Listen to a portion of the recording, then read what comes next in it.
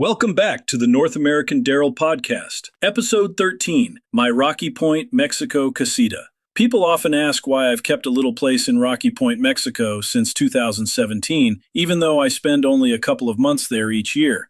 The answer is simple, because it feels like home, and it is inexpensive. It's only about 4 hours from my condo in Mesa, Arizona. These days I usually take the shuttle from West Phoenix. It costs about $60, drops me a short walk from my casita, and saves me the hassle of driving, parking, and crossing the border myself. The U.S. shuttle takes me to the border. I walk across with my bags. The Mexican shuttle is waiting on the other side. It works perfectly. I've been renting the same little studio since June of 2017. What started as an Airbnb somehow turned into my second home. I asked the owners if I could rent it by the month. They said yes. Nearly 10 years later, I've never looked back. At $150 a month, it actually costs less than half of my HOA in Arizona. Add another $25 for high-speed internet, perfecto. Even when it sits empty most of the year, it doesn't bother me. It's there whenever I need it. When my Arizona Airbnb is rented and making me extra money, or when I simply need to escape to the beach, when I arrive, El Jefe, my landlord, or the boss, usually greets me with a high five. Then I open the door and instantly feel at home.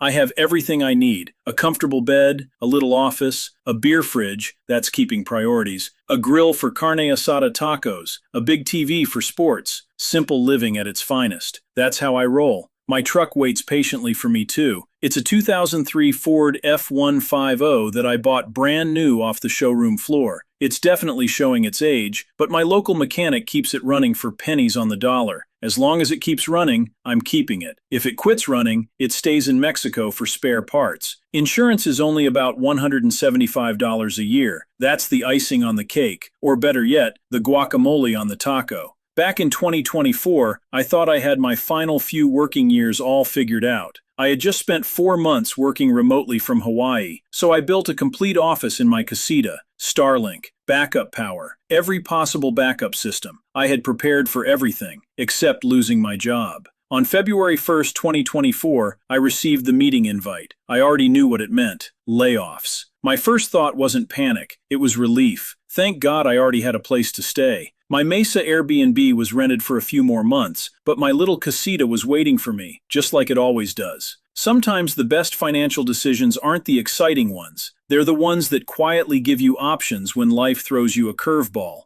Mondays in Mexico have changed a lot since taking a run at retirement. I don't worry about meetings anymore. Now I worry about whether the stock market is going to destroy my retirement budget. Once I survive that emotional roller coaster, I reward myself with coffee and a breakfast sandwich at the 5-star Las Palomas resort. Just $5. Sometimes, coffee becomes a margarita, or maybe a few. My retirement strategy is pretty simple. If the market is green, I stay for the margaritas. If the market is red, I leave every single time. It's a flawless financial plan, at least in my own mind. The best part of Rocky Point isn't just the cold beer, the beach, or the amazing Mexican food. It's the people. El Jefe, Lupe, and their family have become like family to me. Lupe makes the best pozole I've ever had. It's a rich pork soup that's often made with shoulder meat and pig's feet. It always reminds me of my mom's studenettes that she made every Christmas. Different recipes, same feeling. Food has a funny way of bringing back memories. People often tell me nobody wants to travel the way I do or live in such a small place. I usually laugh. I take it as a compliment. My lifestyle reminds me a lot of my mom's retirement. She lived simply. She ignored what everyone else thought. And whenever someone criticized the way she lived, she had one simple response: if they don't like it, they can kiss my... She enjoyed the snowbird life for almost 20 years before we unexpectedly lost her at 84. That's a pretty good blueprint if you ask me. I miss you every day, Mom. I always used to ask her, are you bragging or complaining? And just to be clear, I'm bragging now, not complaining. Thanks for listening to the North American Daryl Podcast. Until next time, live life to the fullest.